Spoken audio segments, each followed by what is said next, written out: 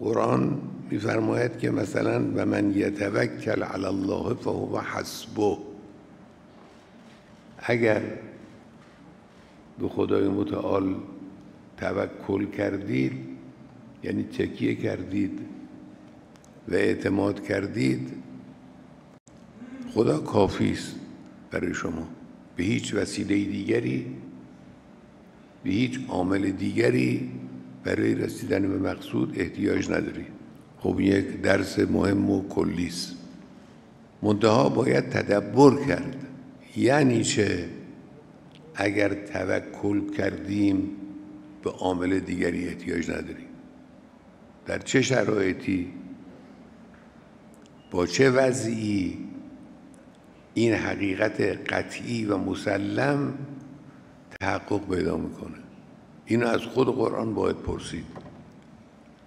خود قرآن این رو برای ما مشخص میکنه.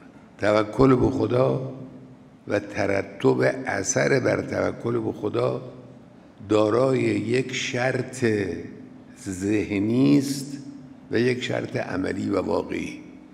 اگر این دو شرط تحقق پیدا کرد، اون وقت و من یتوکل علی الله فهو حسبه، یعنی هیچ عامل دیگری، محتاج هیچ عامل دیگری نخواهید بود. اون دو شرط، یکی شرط ذهنی است. شرط ذهنی چیه؟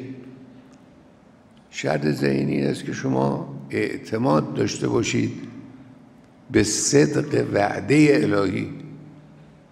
و من اصدق من الله قیلا، اینو معتقد باشید.